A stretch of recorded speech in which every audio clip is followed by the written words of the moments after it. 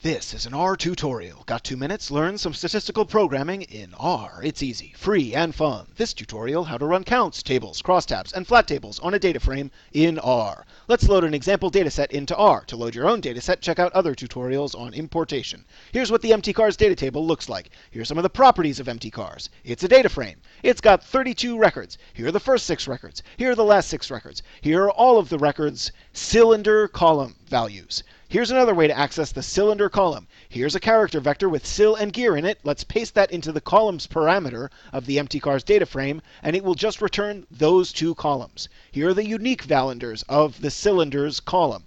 Let's make a table. All right, as the double rainbow guy once said, what does it mean? Well, it means that there are 11 records with 4 cylinders in the empty cars data table, 7 records with 6 cylinders in the empty cars data table, and 14 records with 8 cylinders in the empty cars data table. Want to see some crosstabs? I sure do. Just add a second parameter to the table function like this. And now you can see that, for example, the empty cars data table contains 8 records of cars with 4 cylinders and 4 gears. Solid. Ready for more? Fantastic. Remember, you can look at the cyl and gear columns together like this.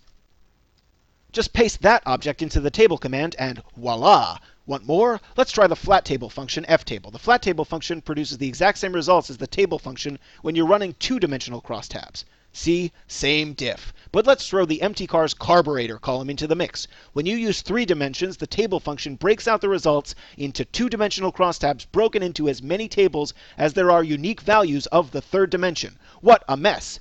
The flat table function will display all of the results in a single table. So, for example, here are all of the 4-cylinder, 3, 4, and 5 gear counts broken out by carburetor. You could also say that in this data table there are 5 records with 8 cylinders, 3 gears, and 4 carbs. Now you're a cross-tabulation machine. This has been a work of R.